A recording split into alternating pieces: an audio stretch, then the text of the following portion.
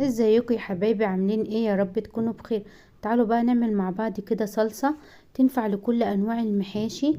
هنسبكها مع بعض كده بطريقة جميلة جدا جدا، وتنفع انكم تشيلوها في علب كده لتفريزات رمضان. كل سنة وحضراتكم طيبين. اول حاجة هنعملها، هننزل بمعلقتين سمنة كبار وعليهم شوية زيت. معانا بصلتين كبار انا مقطعاهم مخرطاهم.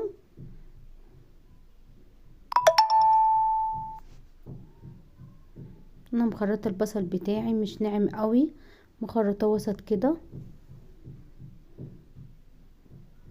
وهنشوحهم بقى كده مع بعضهم.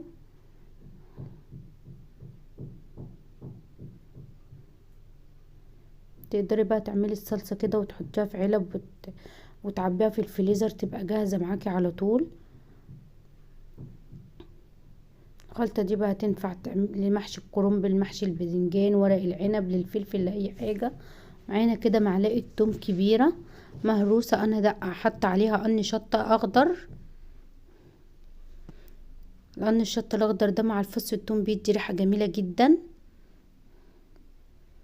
بمجرد بقى ما نقلبهم مع البصله كده ونلاقي الريحه بتاعتهم طلعت، هننزل بمعلقه صغيره كزبره ناشفه،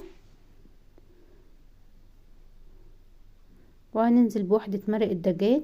المرقه الدجاج دي يا حبايبي اختياري، بس هتفرق معاكم في الطعم جدا.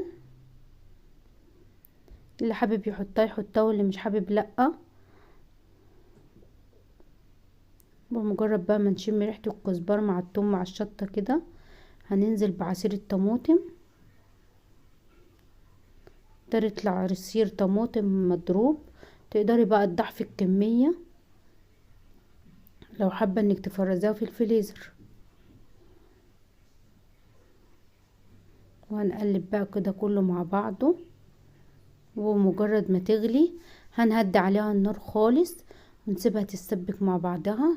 شايفين بقى شكل التسبيكه بتاعتنا جميل ازاي؟ تسبيكه حمرا وجميله جدا. تقدري بقى تدفي عليها في الوقت دوت وتسيبها تبرد وتشيلها في علب لو حابه. انا كده بقى هشوح معاها رز. نزلت كده بمعلقه ملح كبيره، نص معلقه كزبره، ونص معلقه كمون، ونص معلقه فلفل،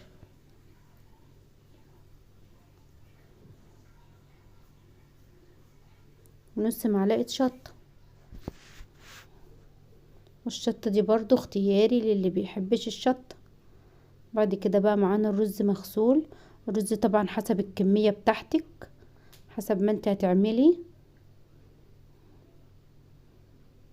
انا بحب بقى يا حبايب قلبي اهدي النار على الرز، هقلبه كده، وبحب انشفه جامد. في ناس مش بتحب تشوحه قوي، ده برضو اختياري، بس انا بحب انشفه كده. نشفيه وهتلاقيه بيفرق معاكي جدا. بتلاقي كده المحشي بتاعك مفلفل وجميل، غير انك لما تقلبيه تقلبتين بس وتدفي عليه. جربي بقى الطريقه ديت بتاعتي وقولي لي ايه رايك فيها. يا رب تعجبك. وصدقيني لو نشفت الرز جامد هيفرق معاكي جدا جدا، يخلي الرز بتاعك كده مفلفل وجميل. انا بقى هدي عليه النار كده وبغطي عليه لمدة 10 دقايق ربع ساعة لحد ما ينشف معايا خالص. هوريكي شكله بعد ما اشوحه واخلصه. انتوا شايفين لونه فاتح هنا ازاي؟ لما تهدي عليه بقى النار بصوا اللون بتاعه. وده شكله كده بعد ما شوحناه. معانا خضرة بقى كده انا كنت غسلاه ولازم تبقى ناشفة. معانا شبت وبقدونس وكزبرة، انا بحب احط التلاتة مع بعض على المحشي. وهنشوحهم هنقلبهم بقى مع بعضهم كده، وكده تبقى جاهزة معاكي تحشي بيها اي حاجة، اي نوع محشي عندك. يا رب بقى الخلطة بتاعتي تكون عجبت حضراتكم. ولو عجبكم الفيديو قولوا لي ايه رأيكم في الطريقة بتاعتي. وما تنسوش اللايك، اهم حاجة يا حبايب قلبي عشان يرفع الفيديو. اشوفكم